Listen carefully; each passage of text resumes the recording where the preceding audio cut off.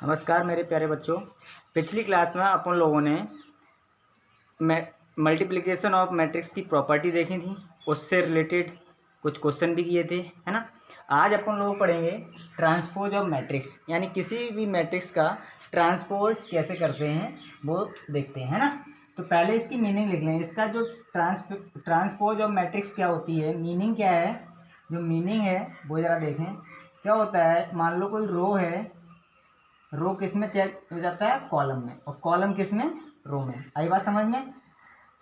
रो किस में चेंज होगा बेटा, कॉलम में, और कॉलम किस में चेंज होगा, रो में। तो इसका मीनिंग सिंपली ये है।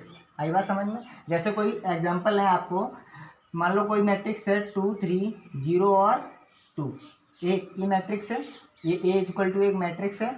अब आपको इसका ट्रांसपोज करना है, तो ट्रांसपोज करने का मतलब ये रो है, ये रो है, रो किस में चेंज हो जाएंगे बेटा, कॉलम में। कॉलम में चेंज होने का मतलब है ये कैसे लिख दिया जाएगा, 2 3 और 0 और 2। तो ये क्या आ गया आपका ए ट्रांसपोज। ए ट्रांसपोज को ए की पावर टी लिखते हैं, या फिर इसको लिख सकते हैं ए की पावर डैश बना के, और ऐसे लिख सकते हैं। आई बात समझ में। तो किसी भी मैट्रिक्स का ट्रांसपोज कैसे करते हैं वो आप लोग समझ गए होंगे।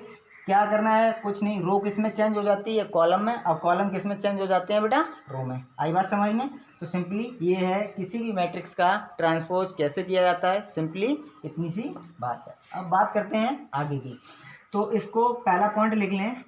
तो it is represented by A transpose A T और ए की पावर ए डैश, ऐसे लिख सकते हैं।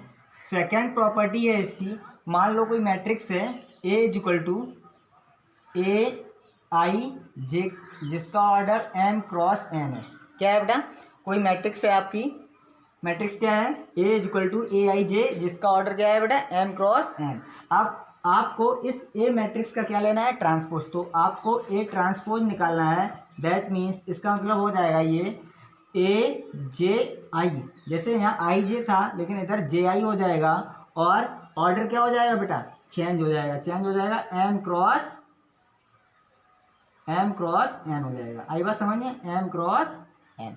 ऑर्डर भी चेंज होता है, ध्यान रखें, ठीक है ना सर। ऑर्डर इधर तो ऑर्डर नहीं चेंज हुआ, इधर तो 2 क्रॉस 2 का था, इधर भी 2 क्रॉस 2 का था, ऑर्डर तो इसमें चेंज नहीं किया, बट आपने कहा सर ऑर्डर चेंज हो जाता है। देखिए एक और एग्जांपल देते हैं। मान लो कोई आपकी मैट्रिक्स ए इक्वल टू दे रखी हो 1 2 3, है ना। अब इसका ऑर्डर देखो, 1 रो 3 कॉलम, यानी 1 क्रॉस 3 है कि नहीं। आई बात समझ में। अब इसका ट्रांसपोज करना है, तो ट्रांसपोज करेंगे तो ये कैसे बन गया, 1 2 3, यही बनेगा, 1 2 3 हो गया। अब देखो अब की बार कितनी, देखो रो एक है, इस बार कितनी रो हो गई, 3 रो हो गई और एक कॉलम हो गया। देखो ऑर्डर चेंज हो गया, पहले का क्या था 1 क्रॉस 3 और दूसरा क्या बन गया 3 क्रॉस 1। तो ऑर्डर भी मेनली चेंज हो जाता है। आई बात समझ में। तो किसी भी मैट्रिक्स का ट्रांसपोज कैसे करते हैं, सिंपली कुछ नहीं समझना है, इतनी सी बात समझनी है कि रो किस में चेंज हो जाता है बेटा, कॉलम, और कॉलम किस में चेंज हो जाता है, रो में, बस, और कुछ नहीं करना है, ठीक है ना। तो ये बात रही इसकी, किसी भी मैट्रिक्स का ट्रांसपोज कैसे करते हैं, वो सिंपली यही मेथड यूज करेंगे अपन लोग। अब बात करते हैं प्रॉपर्टी ऑफ ट्रांसपोज मैट्रिक्स की, है ना। तो प्रॉपर्टी देख लें अपन लोग।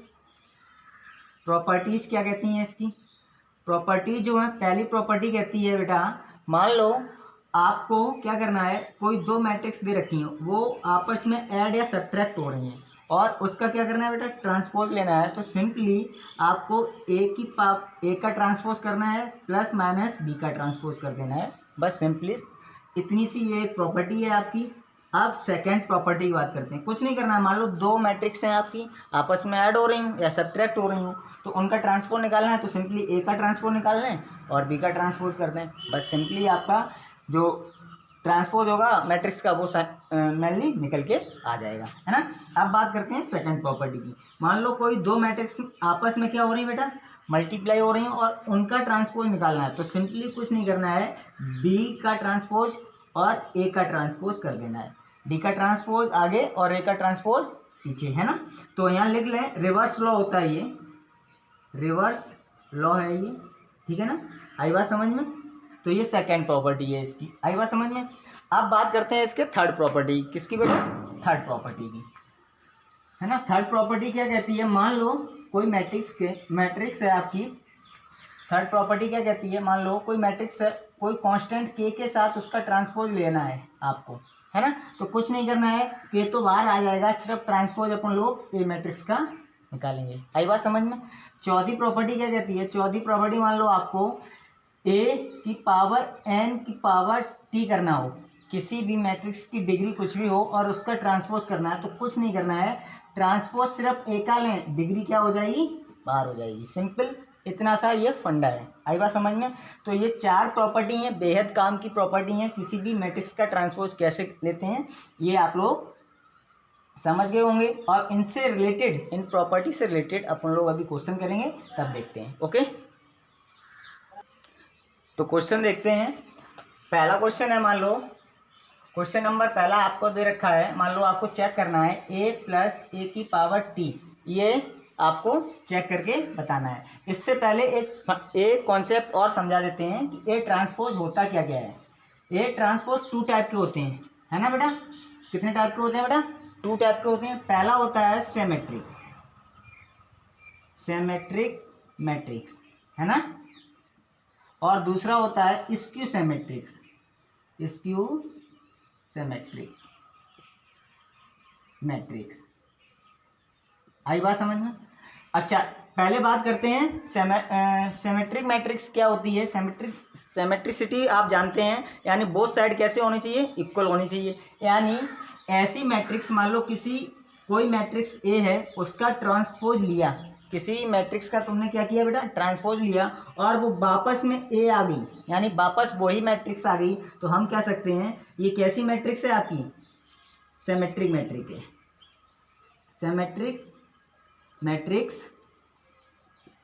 ओके, क्या किया, किसी भी मैट्रिक्स का तुमने क्या किया बेटा, ट्रांसपोज किया, और ट्रांसपोज करने पर वापस वही मैट्रिक्स आ जाए। जैसे किसी ए मैट्रिक्स का तुमने ट्रांसपोज किया और वापस वही मैट्रिक्स आ गई, तो हम कहेंगे वो मैट्रिक्स कैसी है बेटा, सिमेट्रिक मैट्रिक्स है। जैसे आपको एक एग्जांपल देते हैं, मान लो ए मैट्रिक्स आपकी दे रखी हो 1 0 0 1, है ना, ये मैट्रिक्स दे रखी है। अब इसका क्या किया तुमने, ए ट्रांसपोज ले लिया, है ना, ए ट्रांसपोज लिया, तो ये जो रो है वो किस में बदलेगी बेटा, कॉलम में। तो 1 0 और ये वाली रो 0 1 कॉलम में बदल गई। तो देखो ये मैट्रिक्स और ये मैट्रिक्स कैसी हैं, इक्वली है। ए इक्वल टू ये, जब ए का ट्रांसपोज लिया तो फिर से वापस वही मैट्रिक्स आ गई, तो हम कह सकते हैं कि ए ट्रांसपोज इक्वल टू ए, यानी तो ये कैसी होगी बेटा, सिमेट्रिक मैट्रिक्स होगी। सिंपल सी बात है, कुछ नहीं करना है, किसी भी मैट्रिक्स का क्या करना है बेटा, ट्रांसपोज करना है। ट्रांसपोज करने पर वही वापस मैट्रिक्स आ जाए तो हम कह सकते हैं वो सिमेट्रिक मैट्रिक्स होती है। आई बात समझ में। अब बात करते हैं सर स्क्यू सिमेट्रिक मैट्रिक्स क्या होती है। तो जो स्क्यू सिमेट्रिक मैट्रिक्स जो होती है वो क्या करेंगे, किसी मैट्रिक्स का ट्रांसपोज लिया और वापस वो मैट्रिक्स आ जाए और लेकिन नेगेटिव साइन लेके आए, तो हम कहेंगे वो कैसी मैट्रिक्स है बेटा, स्क्यू सिमेट्रिक मैट्रिक्स है। आई बात समझ में।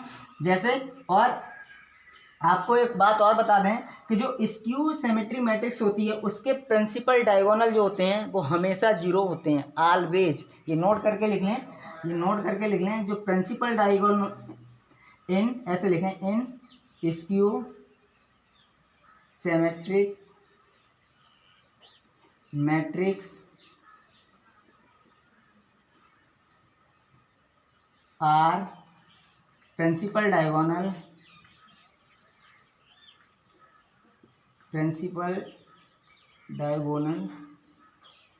एलिमेंट ऑलवेज 0, है ना।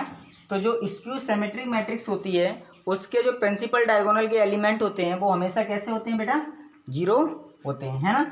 अच्छा, इसका ये एग्जांपल एक और लिख लिया, इसका एक और एग्जांपल लिख लें बेटा। सिमेट्रिक मैट्रिक्स का एक और एग्जांपल है, वो देखो, AHG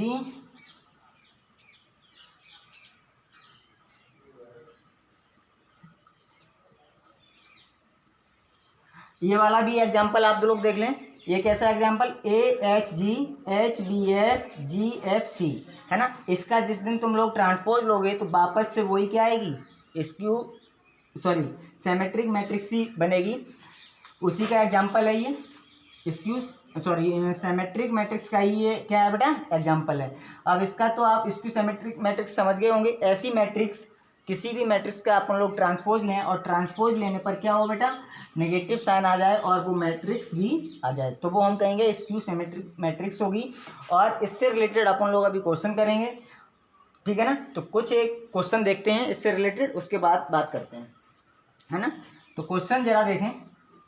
मान लो यही क्वेश्चन है, आपको क्वेश्चन मान लो ये दे रखा है, इसकी बात करते हैं। आपको चेक करना है ये स्क्यू है या फिर सिमेट्रिक है ना, ये चेक करके बताना है। तो देखो मान लो ये आपको चेक करना है, चेक स्क्यू एंड सिमेट्रिक, है ना, ये चेक करके बताना है। आप लोगों को नहीं पता, मान लो आप लोगों को ये सॉल्व करना नहीं आता, तो हम क्या करेंगे, लेट सबसे पहले let B equal to A plus A की पावर टी, है ना। अब मैं क्या करूँगा, इसको मान लिया ये बी के इक्वल है। अब मैं क्या करूँगा, मैं बी का ट्रांसपोज करूँगा। अगर बी का ट्रांसपोज किया तो बी के साइड में, इस left hand right hand side में ये लिखा, तो मैं इसका भी तो ट्रांसपोज करूँगा, ए प्लस ए की पावर टी की पावर टी, है ना। तो ऐसे किया तो ये तो बी की पावर टी रहा, अब ये सब इस पे डिस्ट्रीब्यूट हो गया तो ए की पावर टी हो गया, प्लस ए की पावर टी तो ये था ही पहले से, और फिर से ए की पावर टी कर दिया। तो देखो बी की पावर टी तो ये ऐसा ही रहा, ए की पावर टी ही ऐसा रहा, बट ये ए बन गया। क्यों, अपन लोग को पता है कि ए ट्रांसपोज करें और ए आ जाए, है ना। और ए की पावर डबल टाइम ट्रांसपोज कर दें तो फिर से वापस तो वही आता है बेटा। अरे देखो किसी भी मैट्रिक्स का तुमने ट्रांसपोज किया, ठीक, और फिर से वही ट्रांसपोज कर दें उसी मैट्रिक्स का, तो वापस से आएगा। एग्जांपल के तौर पे ले लें, मान लो ए मैट्रिक्स है आपकी, वही से क्या करें, 2 3 4 5 लिया आपने, ठीक है ना बेटा। अब इसका ट्रांसपोज किया तो ट्रांसपोज करने पर तुम्हारा क्या बनेगा, जाके 2 3 4 5 बन जाएगा, हाँ है ना। अब आपसे बोला जाए एक बार और इसका ट्रांसपोज करो, तो एक बार और ट्रांसपोज किया तो फिर से ये क्या बन जाएगा, 2 3, आई बात समझ में, और 4 5, फिर से वही बन गई, नहीं बन गई। तो हम कह सकते हैं कि किसी भी मैट्रिक्स का अगर डबल टाइम ट्रांसपोज किया जाए तो वापस वही मैट्रिक्स आ जाती है। आई बात समझ में, ये प्रॉपर्टी में ही लिख लें, ये भी काम का है। प्रॉपर्टी नंबर 5 डाल लें, इस पर सॉरी 5 डाल लें। तो देखो ये क्या था आपका, बी था, अरे देखो ना, इसको ही तो बी माने थे, ए प्लस ए टी, इसको ही तो बी माने, तो ये बी हो गया और इक्वल टू बी टी, है ना। तो B T equal to B आ गया। जैसे A T equal to A था तो हम बोलते थे ये कैसी है, सिमेट्रिक मैट्रिक्स है। अब B T equal to B है तो तब भी तो बोलेंगे ये कैसी है बेटा, सिमेट्रिक, सिमेट्रिक मैट्रिक्स है। आई बात समझ में, सिंपल सी बात है। अच्छा एक और बात करते हैं, मान लो यहाँ प्लस ना होके क्या होता है बेटा, माइनस होता, तब बताइए, प्लस ना होके क्या होता बेटा, माइनस होता, तब फिर से वही फंडा, क्या इसको क्या मानते, बी, फिर क्या करते, ट्रांसपोज लेते, ए माइनस ए की पावर टी की पावर टी। अब ये हो जाएगा बी टी तो ऐसा ही रहा, इधर से आपका ए टी बनेगा और माइनस ऑफ ए बन जाएगा। बट याद रखें बी टी इक्वल टू, यहाँ क्या था, ए माइनस ए कैसा था बेटा, पॉजिटिव, लेकिन यहाँ कैसा है, माइनस। अगर इसको तुम पॉजिटिव बनाएंगे तो माइनस चिन्ह कॉमन लेंगे तो ये बन जाएगा ए माइनस ए की पावर टी, और ए की पावर टी ये क्या था बेटा, बी, यही तो बी है, और इक्वल टू में क्या है, B T, but negative sign आ गया तो नेगेटिव लगा दिया। अब हमने बोला था ए की power T equal to minus A बोले तो हम कहेंगे स्क्यू होती है, बट ए की यहाँ पे क्या है, बी टी की पावर माइनस बी है, तो ये भी कैसा होगा बेटा, स्क्यू होगा, स्क्यू सिमेट्रिक, सिमेट्रिक मैट्रिक्स। आई बात समझ में। तो कुछ एग्जाम्पल आपके, ये कुछ ऐसे एग्जाम्पल हैं, आप लोग अच्छे से कर सकते हैं। एक बात और याद रखें कि कोई भी मैट्रिक्स हो वो स्क्यू मैट्रिक्स और सिमेट्रिक मैट्रिक्स का एडिशन होता है, याद रखें ये हमेशा। तो नोट करके लिख लें, ये बात नोट करके लिख लें। नोट क्या करना है कि 1/2 है ना, और ए प्लस ए की पावर टी प्लस 1/2 ए प्लस माइनस ए की पावर टी के इक्वल होता है, ये कहलाता है आपका सिमेट्रिक, ठीक है ना, ये सिमेट्रिक। और ये क्या कहलाता है बेटा, स्क्यू सिमेट्रिक मैट्रिक्स, है ना।